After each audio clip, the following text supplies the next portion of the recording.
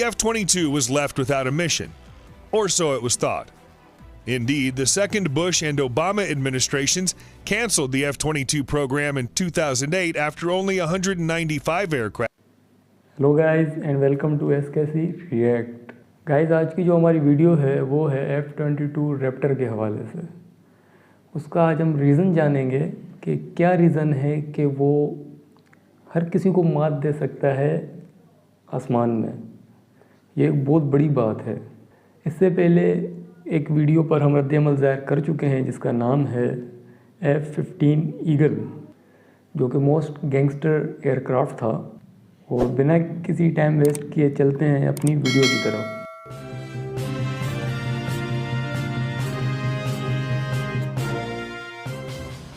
The true reason why the F-22 Raptor can kill anything in the sky.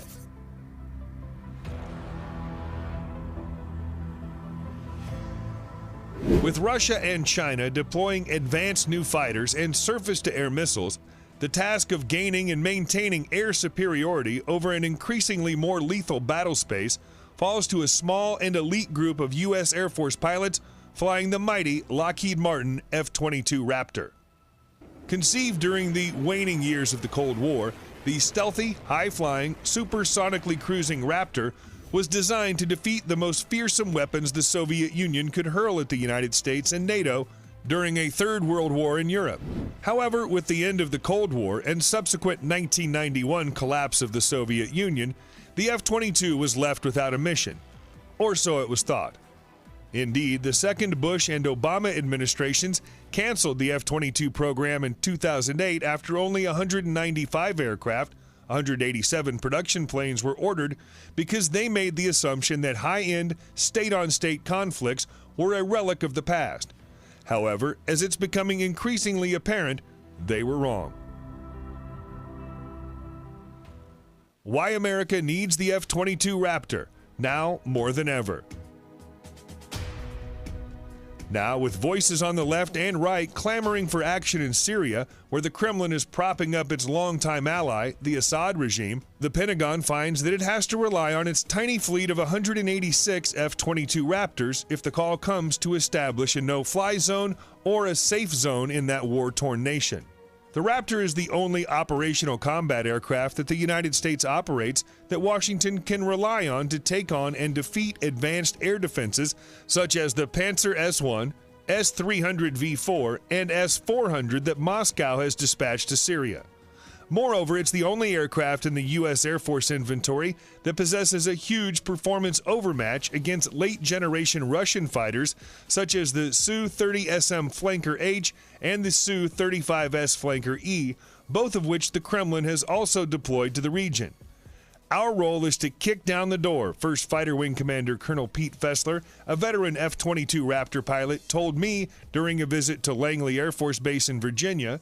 We are, without a doubt, on the leading edge of whatever force you're going to send because we have an airplane that has a capability that no one else has.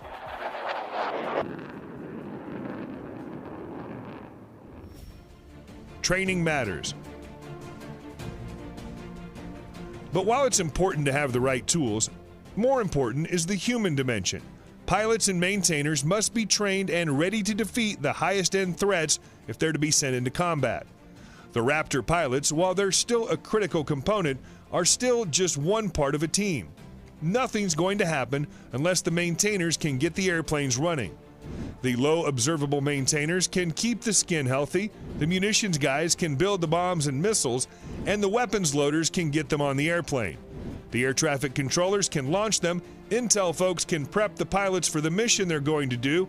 All those things have to come together, and if they get out of sync, none of it works. The ultimate insurance policy.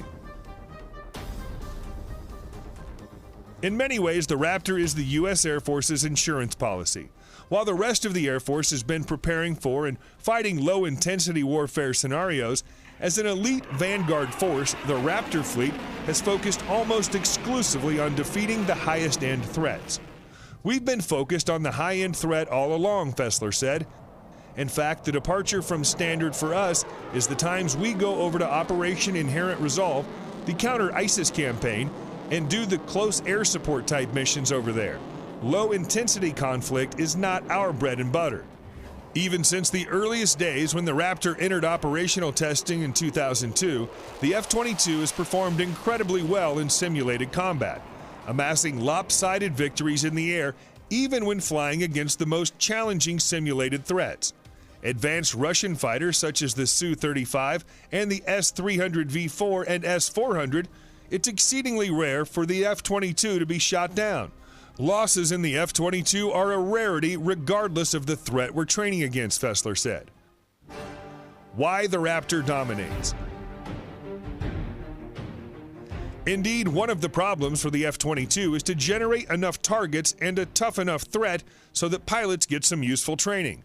Another problem is that the jet is so capable in terms of its sheer speed, acceleration, stealth, sensors, and maneuverability, it actually compensates for tactical errors. It makes up for a lot of shortcomings in the pilot side. You can have a really bad day and the airplane will still do phenomenally well, said one senior F-22 pilot who goes by the call sign Crash. Just because you win the fight doesn't mean you did well. Just because you lost doesn't mean you screwed up.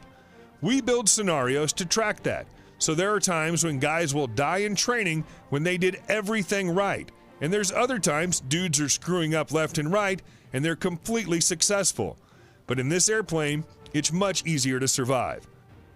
Because the jet is so capable and the pilots are the elite of the elite, the Red Air has to effectively overwhelm the Raptors with sheer numbers. Crash described one scenario where 4 F-22s took on 10 fourth-gen enemy aircraft similar to a Su-35 simultaneously, and which regenerate or come back to life.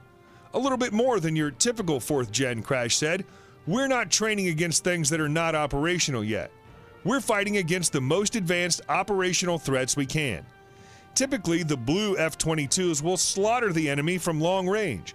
Indeed, as Fessler notes, if an enemy aircraft has survived to enter the merge or visual range combat and finds a Raptor, something has gone terribly wrong. That usually leads to an intensive debrief to understand what went wrong. Indeed, all of the pilots I spoke to unanimously told me that the debrief is the most important part of a training sortie. Nonetheless, F-22 pilots train extensively for a visual range fight. We usually train full up versus full up, Crash said. We assume that a Western-trained F-22 is going to be the most challenging threat we're going to go against. A big upgrade, and something needed.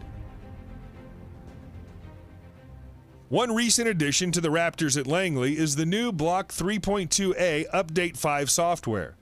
At long last, the new upgrade adds the Raytheon AIM-9X Sidewinder high-off bore sight missile, something long coveted by the F-22 community.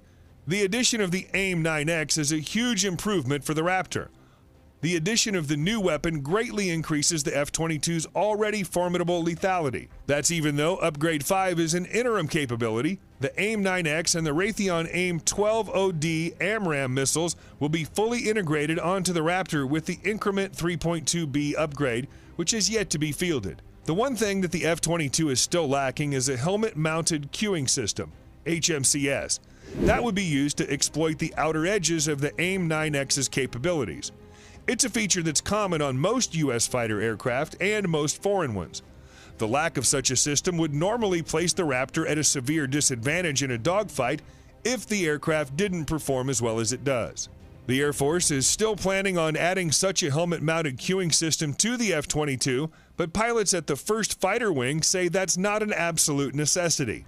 The Raptor can usually dominate a fight even without such a system. Indeed, as Fessler noted, even without the AIM-9X or a HMCS, F-22 pilots often close into gun range and ambush other jets in visual range. I can sneak up on a guy, Fessler said. In the F-22, I convert on guys and they never even see you there. You roll up right behind them and go, why waste a missile when you have a gun? Ultimately, as the U.S. Air Force's only dedicated 5th-generation air superiority fighter in an increasingly hostile world where the threat grows more challenging every day, it's in the service's best interest to ensure the Raptor remains as capable as possible. Right now, the Air Force is slated to equip the F-22 with a helmet-mounted sight by 2020, but similar efforts have fallen prey to budget cuts in the past. The helmet would be awesome to have, but it's not a game changer for us, Crash said, but a helmet-mounted sight would help us a lot.